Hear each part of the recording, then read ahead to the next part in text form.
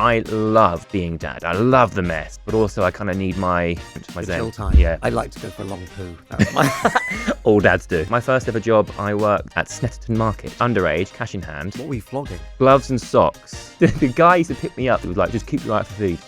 I am 13. There was nothing wrong with it, apart from the fact that it just wasn't going. It's in good health, Yeah. other than the fact it doesn't work. Story of my life.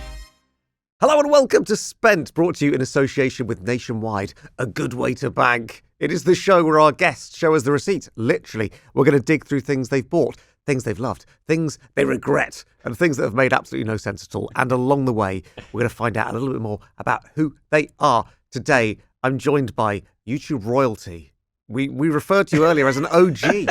It's Mr. Jim Chapman. Thanks very much. That is quite the intro. Now, I'd like to apologise for anyone who's watching this. You'll be able to see that we've got chairs that are too low for a man of your stature. They're minimal, yeah, these chairs. I mean, they're gorgeous, but they're low. They're nice. They're very, very deep to the ground. It's Yes, basically I feel like my bum is touching the ground. Quite the squat. And then it forces the knees upwards. I think it's probably good for our sort of internal digestions. It's certainly going to hurry things along.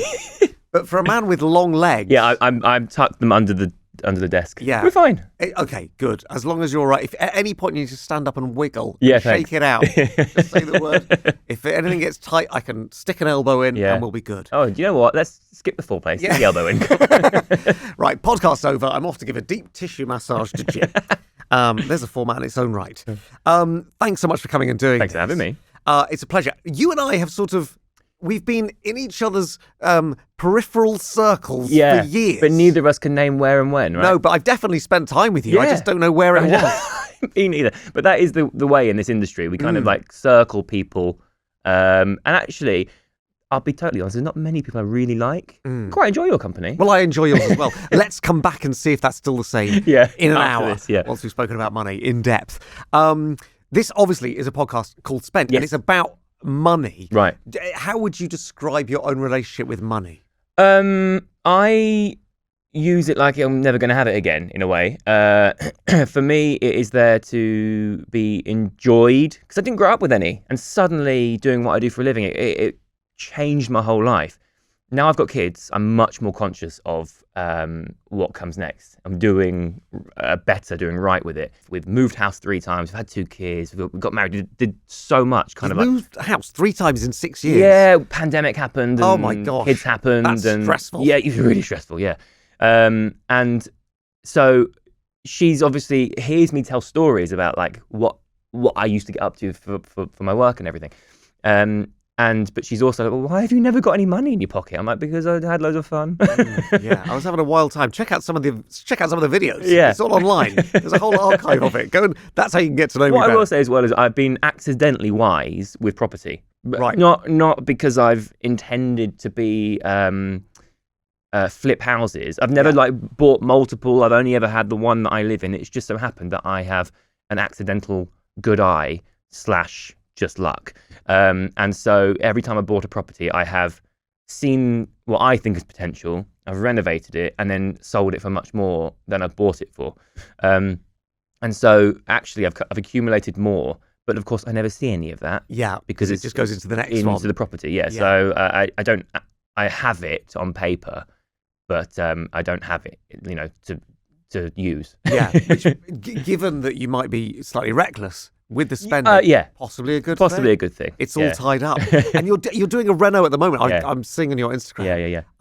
And it looks both chaotic and joyful. Because I get the thing, if you're someone with taste, which you are, the ability to go blank canvas, let's just make this thing. And by the looks of it, this is our forever home, or at least our forever home while we've got kids. It's until the kids leave us, And even when they leave us, I'd like to sort of make sure we've got it for a little while longer, so they're settled. Because you never know, they might fall in love, they might have a heartbreak, they might want to come back to us, whatever. Until I know they are stable, that's where they are. That's where they're going to always come back to. And the house will be stunning. It is. I was really surprised because my wife wanted this one, so she doesn't typically like a reno. She kind of just wants to be in. And it is one of those things because it is a big, big thing to do. But because this was such a big move, we looked at a few and actually we put an offer in on one. And it was the same price as the house we've just bought and are fixing up. Actually, it was a little bit more than that because we didn't need the budget to fix up with. But there was no challenge, there's no potential, there's no growth, and it was a very different offering to the one that we ended up with. And we put an offer in, the offer was accepted, and we both went, Now, I'd said to Sarah, in a way, we're coming back home to be closer to her people. Yeah. And the last few houses really have been family homes, but kind of for me and my career. Yeah. So I said, because we're going back home, I said, my criteria are, I want to be able to park the car on the property so it doesn't get covered in scratches, because living in London for years, the car's just dinged. I want to be near enough a gym that I can walk to because it's important to me, and I want to have an office space in the house. And I was really surprised when we viewed that house because it is such a project that she was like, this is the one. Now, I was really excited, but I kept my mouth shut because as soon as I walked in, I was like, God, we could do so much with this house. But I didn't want to sway her opinion on it. We walked out and she was like, wow. So suddenly we got the ball rolling. And yeah, we were in it pretty quickly. And before we know, I'd also only seen it once. Right. You only seen it once? I had seen it once. Oh my goodness. Because it's near Sarah's family. Yeah. And I got really busy with work. We went to view it. And I thought, yeah, loads of potential. Sarah went for a second viewing. And then went in with a builder. Because if we're going to put an offer in, we need to have an idea of how much it's going to cost. So she'd seen it 3 times. So the second time I saw it was when I put the key in the door. Wow. And I was like, can I swear? I was like, shit, because it's really big. It's twice the size of what we had in London. It's glorious. It will be magnificent. But I walked in with just me and Sarah. So the kids weren't even with us. And I was like, there's 2 of us in this house right now. And it is cavernous. And so I was daunted by the scale. What I really want from my house, and it's what my mum did, even though when we grew up, we had a tiny little house. My front door was always open. So I would come in after school. I'd go skateboarding with my mates. And then I'd bring my mates home. And we'd all just sort of bundle. My home was sort of the hub. Yeah. And I want that for this home. I want that for my children. And the fact that it's really big just means that I can have the hub, but I can also bugger off to my office. Exactly. You can be like, that half of the house is, free reign. Go and cause chaos. Yeah. Yeah. I've got 2 kids as well. I've got 2 girls, a 9-year-old and a nearly 4-year-old. Right. And before we had kids, I was like, listen, we're still grown-ups. We're going to have...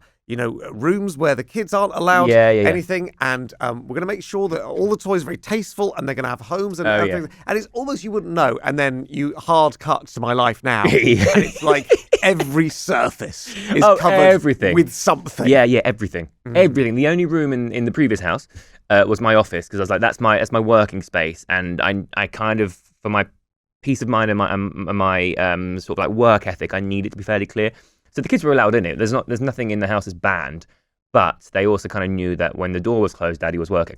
So I can't wait to have an office in the new house, and it will be sort of my sanctuary, because I love being dad. I love the mess. I really embrace it, but also I kind of need my moment, my the zen. Chill time. Yeah, for sure. I like to go for a long poo. That's my all dads do. All dads do.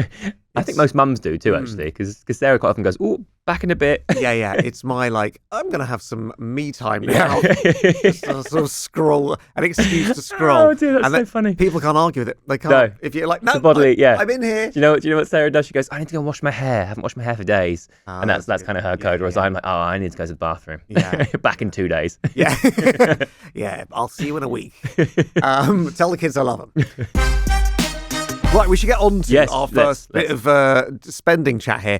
I'm intrigued as to know the first thing you remember saving up for. Right. You're like, okay, I really, really wanted that thing, or I really worked hard or saved hard, and then you got it. It would have been a skateboard. Yeah, I mean, again, my brother and I got You don't have to try and impress me, Jim. You know that, right? I wasn't very good at skateboarding. I was going to say, because I already think you're a cool dude. You don't have to bring a skateboard. No, I wasn't. My brother was really cool. He was really good at it, and I was not. I very much sat there, and there was a thing that boarders used to do when someone did a good trick. He'd sort of stand on one end of it to make the other end sort of clap. I love that. I'd do that loads, but I wouldn't. And then I'd have a little run around, but I wouldn't really do many tricks. I was there. I don't want to say I was a poser, but I wasn't talented. You know what I mean? I tried, and then I was like, eh. Anyway, so I think my first purchase would have been a skateboard, because I'm one of 4. Mum didn't have any money. Where are you in the I'm a twin, but we're the young ones. So Okay. I'm technically the baby, but by like 12 minutes. Okay, fine. So I've got a big sister who's 10 years older than me, a middle sister who's 7 years older than me, and then there's me and my brother. Yeah. And because my mum was on her own, she was spread really thin across everyone, right? So my brother and I kind of brought ourselves up in a way, and so we just go out and cause mischief.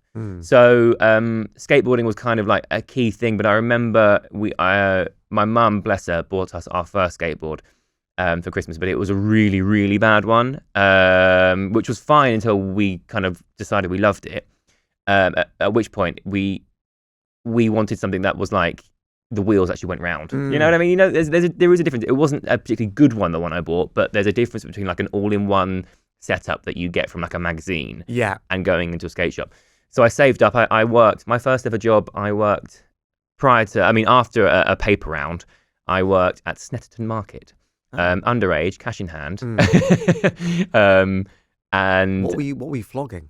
Gloves and socks. Oh. Yeah. And the guy used to pick me up from a car park at 4 a.m., drive me half an hour to Snetterton Market, and basically was like, just keep your eye out for thieves. I'm like, I am 13. And I was also a wretched 13. Like, I was small. Yeah. Like, I was the smallest kid in school, scrawny. I just wanted a job so I could earn some money. So that's my first ever job, and with my cash in hand, I bought my skateboard. Amazing. Yeah. Did you get quite good at selling gloves and socks?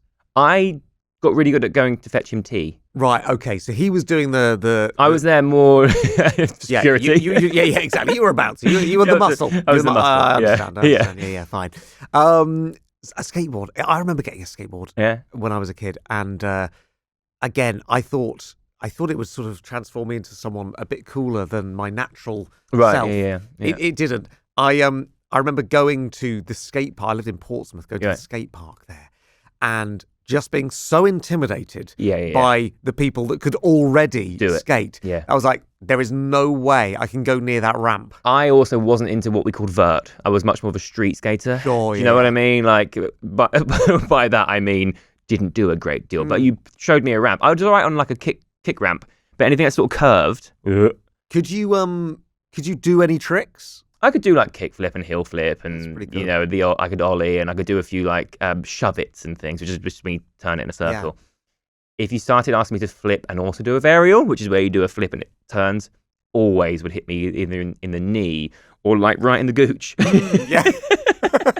That's the last thing you want. It is, yeah. Death by gooch. It's a rough area to take kind of what is actually a fairly sharp edge. Yeah, blunt force trauma to the gooch. Yeah, what a way to go. You don't want that on your obituary. Okay, so skateboard's the first thing. Yeah. We come to our first official receipt now, and it's a simple one. It's just the last thing you bought, and I think it's going to paint a picture of your life. Last thing I bought, obviously, the house disregarded. Yeah, because obviously that was the last thing you bought. That's very surprising. The last thing I bought was a coffee on the way here, but the last sort of like meaningful thing was a car that lasted 3 days. And then, so now I'm no longer a Londoner. I need a car to come back and forwards. Yeah. I've been getting the train, and the train's fine, but actually my commute is much longer than it needs to be.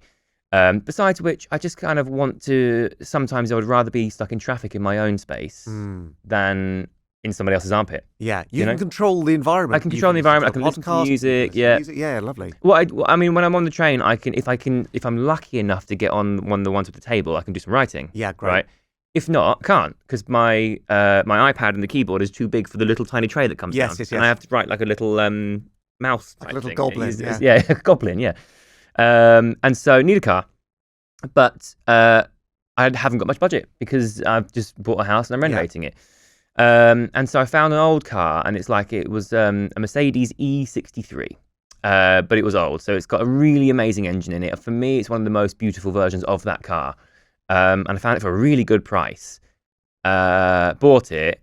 It immediately was like, something's not quite right, because it didn't feel exactly right when I was driving it home. But I was like, it might just be because it's new to me and I'm getting used to it. 2 journeys it lasted. I drove it. The dealership was outside of London, so just outside London. I got the train there, picked it up, drove it home, drove it back to London for a work thing, and then when I tried to drive back, I broke down on a one-way system. It was a nightmare. I was going, oh my god, what do I do? managed after 15 minutes to get it started again, but then I only had first gear, and I had to go all the way back around the one-way system to park it again. I called the guy who I bought it from, and to be fair to him, he was sound. He was mortified, and he said, "I will sort it." But I was like, I have to get back home for my kids because I was on daddy duty the next day. But I can't get the car to use. I only got first gear. It's 9 p.m. And he was like, "Leave it with me." So he managed to collect the car. He took it back. He said, "What do you want to do? Do you want me to try and fix it?" And I said, "No, because I will always be terrified that it's going to happen again. And as much as I adore that car, I will always shit my pants whenever I get into it." And then he called me a few days later and was like, "I've checked everything. I cannot see what's wrong with it. Actually, it's in good health other than the fact it doesn't work." So he's like, I can't sell it to you anyway. So I like that phrase. It's in good health, other than the fact it doesn't work. Story of my life. So yeah, he said he had serviced it prior to me buying it as well. So there was nothing wrong with it apart from the fact that it just wasn't going. I would say that's quite a big thing that's wrong with it. Quite a big thing. I'm not a mechanic, but no, it's kind of the main thing you want it to do, isn't it? So the search continues on the car front, but instead I got the refund and then put it into the bathroom. So I'll have to wait for a bit. So you can just sit in the bath now pretending. Yeah, when I'm on my long poos. Exactly, yeah. When I'm escaping from the kids. I don't know why I said choo-choo because that's a train, not a car. But I was just imagining driving something. Okay, I mean that I wasn't expecting that. That's it's a sad story. I mean, it is and it isn't. Worse things have happened. I got my money back.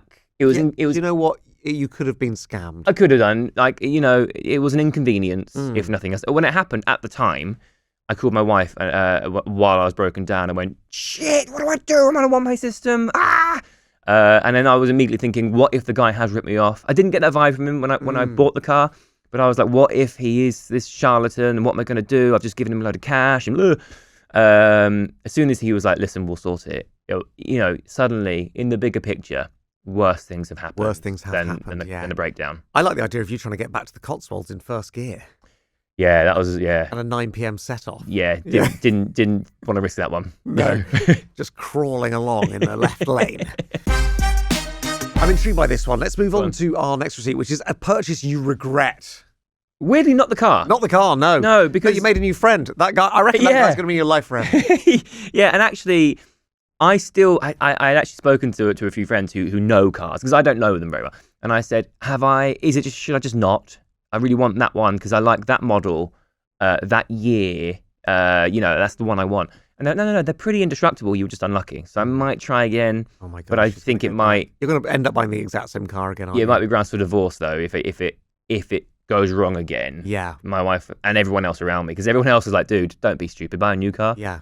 And so I would probably deserve the repercussions. So anyway, purchase I regret actually still to this day irks me. I paid a load of money for my mortgage, and it was just interest. I didn't know. Oh right, you got an interest-only mortgage. No, it wasn't interest-only, but the interest rate was so incredibly high. And so I had more money in my account than I'd ever seen because basically, I had what they call options in a company that was set up around me, and the owner of the company sold it, so I got a bit of a payout. It wasn't like life-changing money, but it was more than I'd ever seen in my life prior to that point. Sold the house like 3 years later, and I was like, wait, what? And it turns out all that money that I'd paid was because that mortgage was such a high interest rate anyway, but also so heavily weighted to the first few years of the mortgage. I was like, so all I've done is give the bank some money. Had I been, because I don't really do money, I don't really understand it. Like I'm not super savvy when it comes to that sort of thing. I thought I was being smart by like increasing my equity in the property. I was not, and it's just gone, and I'll never get it back. And it's just like now the bank is just like, cheers. Yeah, you know what I mean. So I really regret that. Had I been smarter with it, I could have done better. Okay, you know. I like that. That's like a weirdly serious answer. Yeah, but I like it. Yeah. It's good. I was about to be like, I bought an inflatable hot tub. No, no, adult answer. Yeah. Mortgage. Yeah. I'd always thought people always tell you, clear that debt first, and then once you're mortgage free, you can do what you want with it. And I was like, great, I'm going to do that. Stupid. Have you got an okay rate on this new house?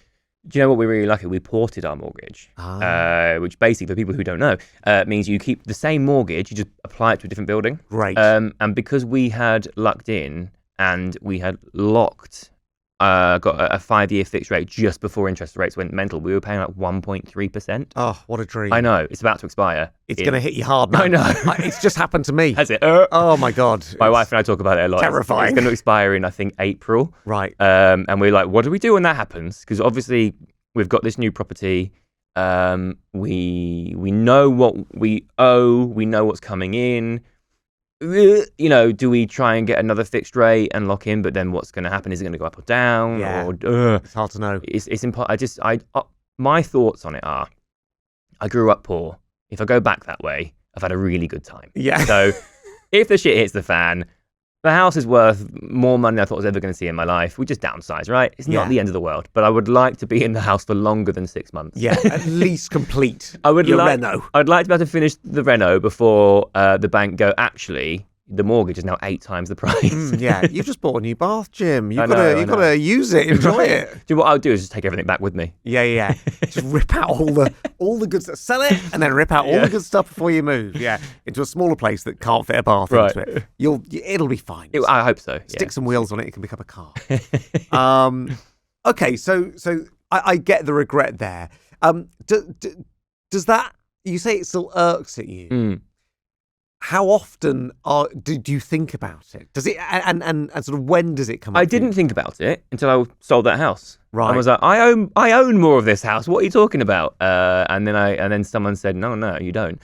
Then it really irked me. And I don't mind spending money on experiences I don't care so much about stuff.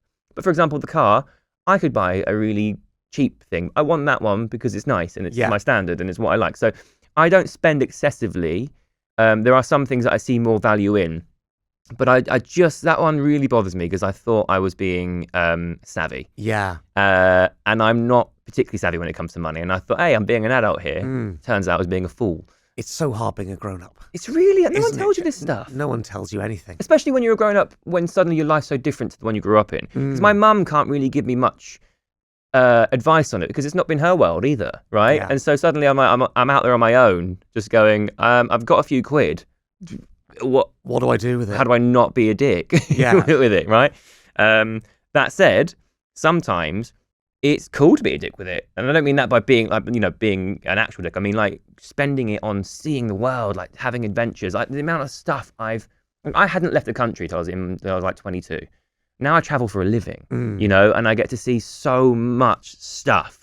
And I won't ever buy a business flight because I'm like, that's just stupid. Even if it's like to Australia, I'm like, 24 hours, I can suck it up and sit in a chair. If I can sit in this chair. Exactly. I was going to say, with those legs, I would forgive you for wanting to go for business class. If I'm working with someone and they're fitting, they're going to pay the bill, great, they can fly me business, but I could put a kitchen in my house for that. Yeah. So I don't want to be like obnoxious about it, but I want to see stuff and experience things. And like I've done in the 15 years I've been doing this job, I have seen so much of the world, and I've experienced so many like adventures. And it's not lost on me that Jim from 15 years prior to this would never have had those opportunities. So I don't mind spending some money if it's going to be on a memory or on something that's unique or exciting or adventurous or showing my kids the world now. But what I've discovered is now I'll be 38 by the time this airs in December. I care much less about the stuff, which is weird because my job is very stuff heavy. Being on social media, people just give me stuff all the time. Yes. Maybe it's because I'm desensitized to it, or maybe I've just sort of come of age and I don't need more. I actually need a cull in my of the amount of just gubbins I have. Yeah. I'm with you on that one. I'm not one for things. No. They don't bring me joy in the way that I see them bring other people joy sometimes. Yeah, for sure. I think I have this feeling of I'm pretty happy without that thing. It wasn't in my life, and right, yeah, and it might come into my life, and I might play with it or enjoy it or for a day or two. But long term, I'm probably just going to go back to doing the things that I know bring me joy. Yeah. So yeah, it's quite rare that I find a thing. But I hear you on the experience thing, particularly actually having young kids. Yeah. Because there's this real, I don't know if you have it, I've got this real sense of like, this is a finite period of time. Yeah, like, for sure. I'm only going to be your favourite person in the world. I know, right. For a very short window of time. And also, there's a magic that can exist that is going to, at some point, go as the harsh reality of life hits you smack hard in the face. But right now, it's like, we can have joy. And also, they make you hedonistic, right? Your kids just, they have no concept of time or patience very often. My daughter's getting there, she's getting a bit older. But like what they want it now. And actually, there are some things they can't have, they're not going to have chocolate at 9 p.m. But if they want to do a thing or have an experience, I will often be like, all right, cool, get in the car, let's go. Because I want them to know that, one, my time is theirs. Yeah. If I'm at home with them, if I'm working in my office and the door's closed, they understand that daddy's working. But if I'm with them, I'm with them, right? So if they have like an idea, I'm like, cool, let's go. Because I saw a thing recently about how adult parents have adult children for such a long time. They have children for, it's a blink. Yeah. Right? You've got a 9-year-old already. I've got a 9-year-old, I bet that's flown by. It has. And actually, we... I've got to be careful about how I phrase this because I don't want to ruin anything for anyone. But there are some magical secrets at this time of year. Yes, of course. That we hold very dear. Yes. And one of those was confronted in our house this week. Was it? And it was a really sort of sad moment. It's like you can never go back. She sort of crossed some sort of that is really sad. Yeah, it is really sad. Yeah. And trying to sort of change the language around it so it's still magical and it's still fun, but not actual magic. Yeah, fine. Yeah. Which is what we had before. And she's only 9 years old. You're like, okay, I've got and the first few years they don't know anything about it. So you've got like 5 good years. Right, yeah. My daughter's finally got that. She's 4. She got it last year, kind of. This year she's fully invested. Oh my God, it's the best. My son's too, and he just kind of bumbles around and goes, Fanta? Yeah. He doesn't really get it. But Margot is, we've taken her to go, and Jessie, but we've taken them to visit. And, go to the grotto. And, it's the best. Yeah, Jessie's just happy for the experience, but Margot is fully invested in like the magic of it. And it's so wonderful to see. Yeah, it's a beautiful thing. And it goes way too fast. But I'm strategizing like, okay, Frozen Land is opening in Disneyland Paris. We've got to go at the point where my youngest is in peak Frozen and my eldest doesn't think it's uncool. So it's like, oh God, we've got to find that sweet spot. Yeah. And I'm normally quite frugal and quite sort of conscientious about spending money. But with that, I'm like, they've got to have these memories. Yeah, it's got to happen. I'm exactly the same. Like I said, I don't need stuff. I don't really care that much about like the things. But if my kids want to do something, yep. Yeah. I get in trouble because I am wrapped around their little finger. I'm quite good at saying no, but if it's something that I think will enrich their life, even if it's just an experience. Yeah. Like, okay, yeah. Do you know what? It's a really good mindset to have. And actually, I think it's, as a parent, because it's hard work, right? I think it's very, very easy to say no without actually considering. I totally agree. Whether or not that no is, you've sat and thought about why you're saying no. I will often, me and Sarah talk about it quite a lot because we're often like, are we saying no just because we don't want to or because we can't be bothered, or is there a reason? Because what I have said to both my kids when they ask me something and I say no, I say to them, how often do I say no to you? Like, I don't say no unless there's a reason to say no, and I'm really conscious of not just immediately going nah. And so I'm very much a yes parent, which I think makes the no's stick a bit more. They hold more weight. I think so. Like my daughter, for example, always wants her iPad. The iPad is only for car journeys or any sort of journey. So train, plane, car. Or she has it for 20 minutes after Jessie goes to bed. So we can put Jessie down and she can sort of be distracted with it. They're the only times. And she's really good at going, Daddy, it's dark outside. Can I have my iPad? I'm like, no, because it's just because it's dark. It doesn't mean Jessie's gone to bed yet. Yeah. So no. Or, Daddy, I can see the car. Can I have my iPad? No, you're not in the car, are you? Yeah. And so she gets it, but she knows that no from me means no. I'm not going to go back on it. Because typically I'll be like, yeah, cool, let's go and do a thing. I love that. That's good dad energy. I think it's the perk of two things. One, my childhood was very much not like this, both financially, but also my dad was really abusive and then wasn't around at all. And so I think that for me, I have learned what's wrong. What he did wrong, but also what we didn't have. And my kids have the benefit of both. We've got resources now, so I can do stuff with them, which I didn't have. Their childhood is so vastly different from mine. They've got two gentle parents. We've got a few quid that we can do things, for them and with them. And I have a job that's flexible, so I can be around. And I really think that I won't often toot my own horn, but I think I'm a good dad. Like I'm around. When I'm around, I'm theirs. They also know I've got a good work ethic, so they can see what I do, which hopefully they'll understand is what brings. One of my concerns about being the dad I am is that the privilege that comes with being Jim Chapman's child means you get free stuff all the time. Yeah, and your dad's around much more, so you might take him for granted, and you live in a nice big house that's being renovated. And I want to make sure that they have appreciation of what that is and what it means, because it's so different from my life. Yeah. And that's how probably most people live.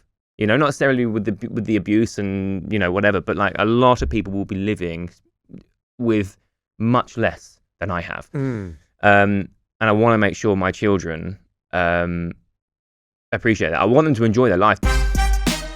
We move on Yes. to a ridiculous purchase now. Right. And I feel like your life has been full of so many odd twists, turns, adventures. Right. That this might be a tricky one for you to narrow down. It kind of is. It kind of is a bit tricky because contrary to perhaps what you see on social media or I guess popular belief, I'm not silly. I don't care that much, and I don't value the outrageous things. I spend a lot of money on Lego.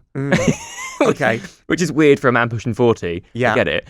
What was the last Lego you got? Well, I've seen what my wife got me for Christmas. Oh, wow. Because she came home with a big bag of Lego, and I was like, I know what it is. Where does this get built, and are the kids allowed to play with it? Margot's really into it. Oh, great. For about 6 seconds. No, we had about 15 minutes the other day making a dinosaur. And so she's into it. Jesse obviously would just swallow them whole. Yeah. He's too small. My dream would be to do Lego with my kids when they're old enough to sort of like focus and take it seriously. It's a very serious matter. Do you know what it is for me? I'm a really creative guy. I draw, I write, I make content. For me, a day where I haven't like created something is a day wasted. Yeah. I love just doing things, right?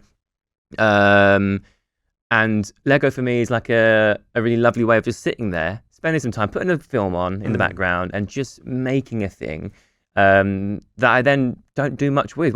For me, it's about the making rather than building it. Yeah. Yeah. And are you a follow the instructions guy or are you a freewheel it guy? I'm a follow the instructions guy. Yeah, for sure. Because I want it to look right. Yeah. It's the same with my drawing. You need to sort of follow the. You need to have an understanding of the basics and the fundamentals in order to then do creativity. Same with writing. If you're writing a story, you need to know how a story works before you then have fun with it. And it's similar with Lego, I think. Yeah. Anyway, I've digressed because that's not my. That's not your ridiculous purchase. Yeah. My ridiculous thing would probably be I once went to a gorgeous hotel without looking at the price. Right. And the price was disgusting. And also, didn't love the hotel. Oh.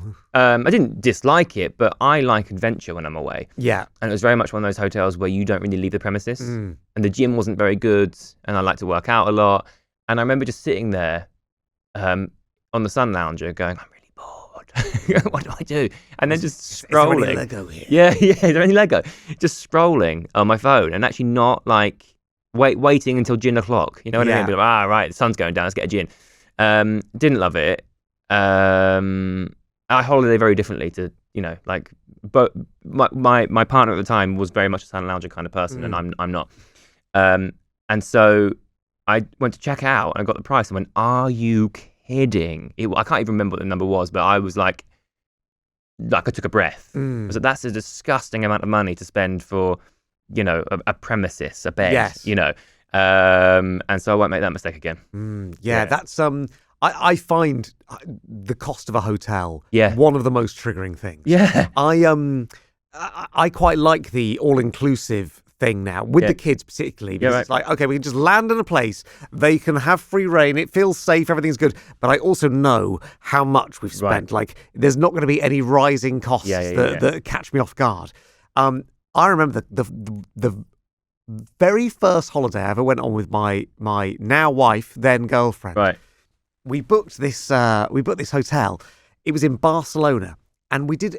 Have you ever used one of those mystery booking sites? No. So they don't tell you what the hotel is. Right. They tell you like some information, like, oh, it's going to be a 4-star hotel, and it's going to be near this thing. Right. And we sort of worked out, based on all of that, what hotel it was.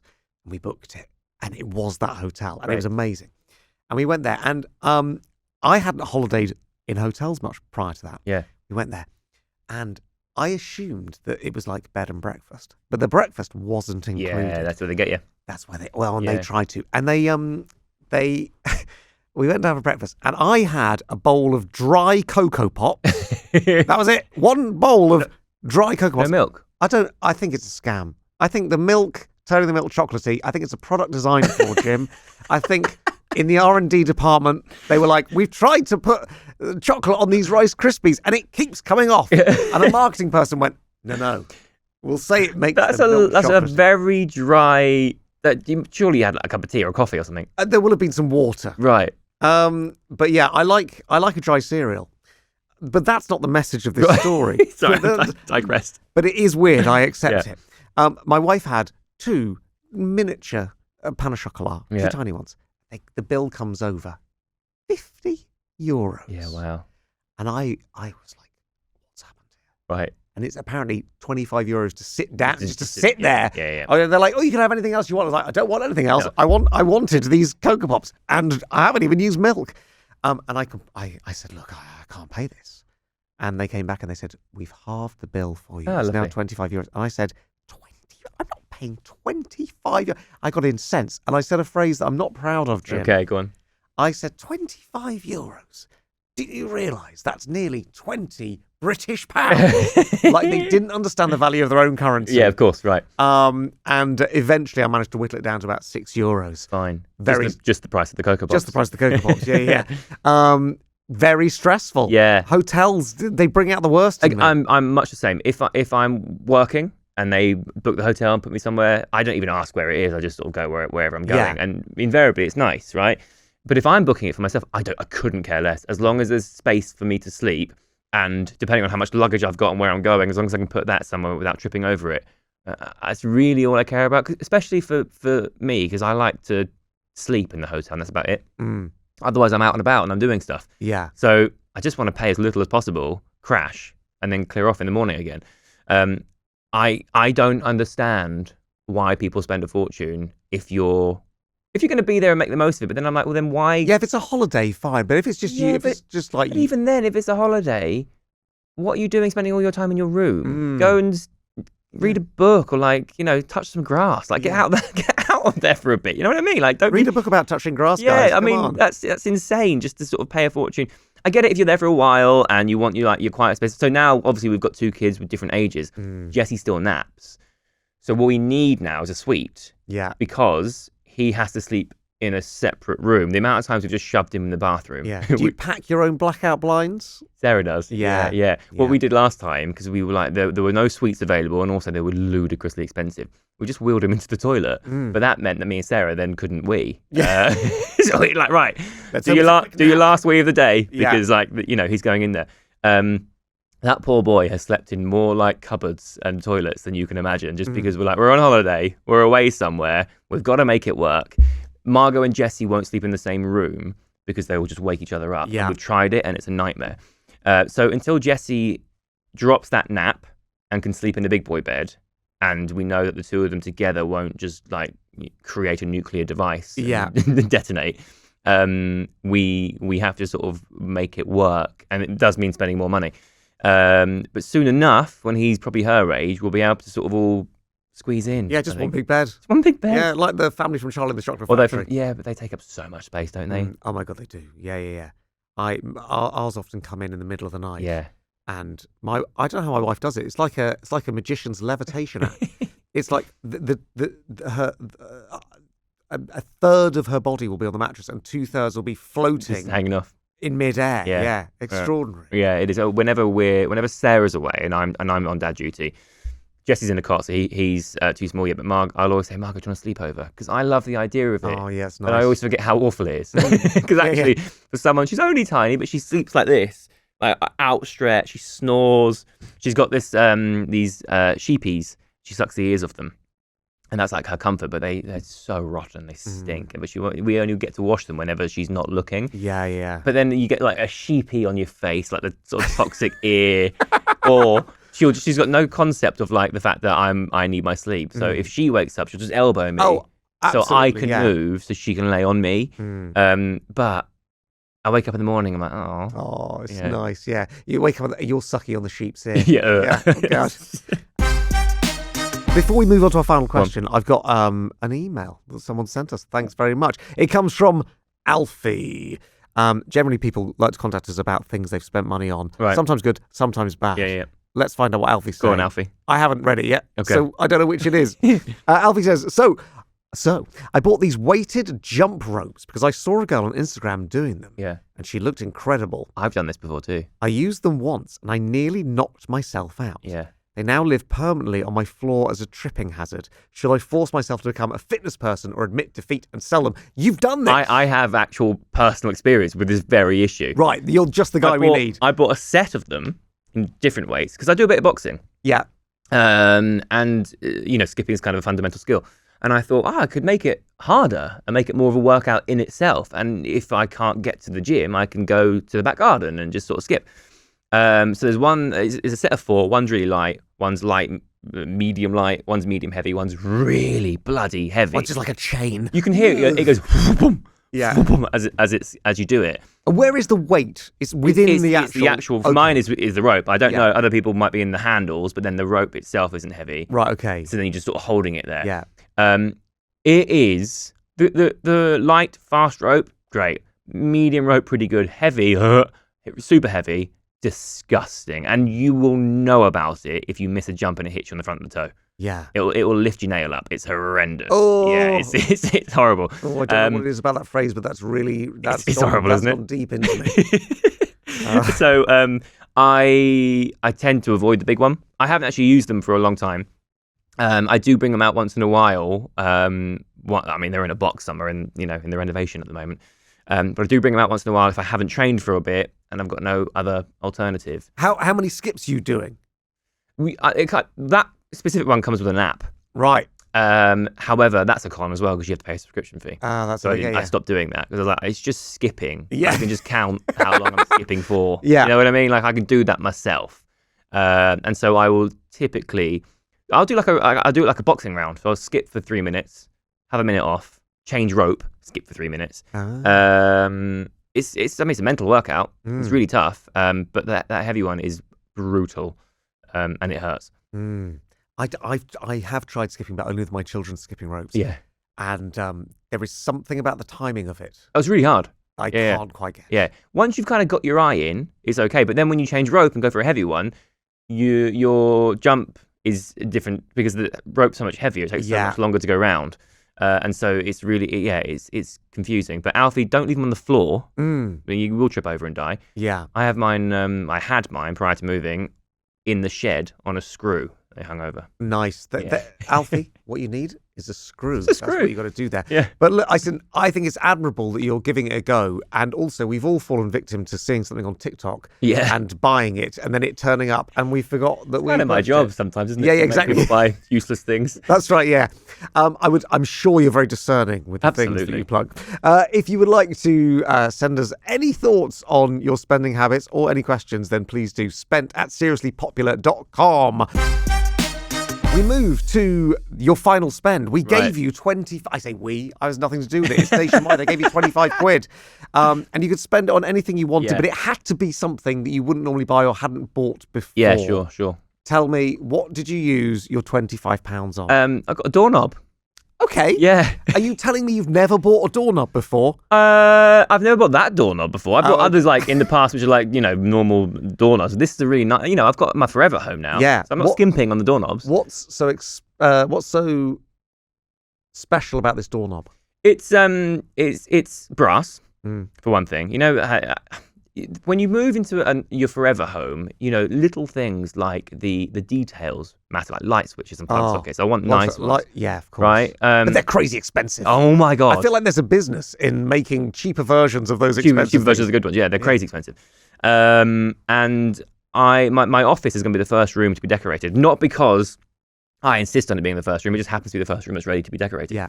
And if all of like the hardware in the house, we've got brass sockets and switches and all that stuff, then I want to continue the theme. And what's currently on the door is this horrible sort of like faux porcelain horrible thing. And, I already accidentally broke one. I just held it and it crumbles in my hand. And I wanted nice door handles. So these are like beehive. I don't know why they're called beehive. Right. Because they're not. Have you got one there? You're bringing it out. There it is. This guy. That's the guy. Oh my God, that's actually very nice. Isn't it? Look at that. Yeah, they call it a beehive. I see that. It looks a bit beehivey. Yeah, I can't say how it does and why it does. Well, I think this shape is quite beehive, isn't it? Yeah. Yeah. And it's just a really beautiful door knocker. A door handle. It's heavy. It's weighty. Carrying some weight. Yeah. There. You're gonna need some good screws. It's pretty. It's I mean, dad life. It's ribbed. Renovation life. It is ribbed. For your pleasure. For a good hand feel. Yeah. I kind of, it's a really odd purchase, but when you start looking at like the details of your forever home, you want it to be just right. And I looked online and I thought that fits the bill. And also the house is like a Georgian property. And these were sort of the vibe back then. Yeah, nice. Well, listen, that knob is on me. Can you pop it behind you on that shelf? That's our copy of your. Yeah, if I can get out of the seat without like. Oh, do you know what? You might not be able to. Hang on, no, I can manage. Wait. This is the hardest part. Oh God. Where do you want it? Well, you tell me. We'll find a spot for it. I don't want to put it on. Look at that. Beautiful. It looks like an avant-garde piece of art. It sort of really fits. I like that. Thank you very much for coming on, Jim. No, thanks for having me. A joy. It's nice to sort of be in your radius again. Yeah, I know. And thank you for enjoying this episode of Spent, brought to you in association with Nationwide, a good way to bank. As I said, Jim, thanks for coming on today. Pleasure. Thanks for showing us all your receipts and being so honest about it as well. I love that. If you enjoyed this episode of the podcast, hey, there's more of them out there. So make sure you follow us wherever you get your podcasts. Wait, there's more? This isn't the only... I thought it was just for me. Well, you can come back next week if you want. I mean, I feel like there's more to cover off. And you can subscribe to us on YouTube as well. And also, if you want to send your spending confessions, do that. I really enjoy hearing them, particularly if they're about weighted skipping ropes. Actually, no more of those. We've covered it. I've said everything I have to say. We'll be back next time with another guest and another journey through their purchasing past. So we'll see you then. I really hope you are enjoying Spent. If you want to see more, then follow us wherever you get your podcasts and subscribe on YouTube. Plus, check out This Is Money on Instagram and TikTok for bonus content with our guests.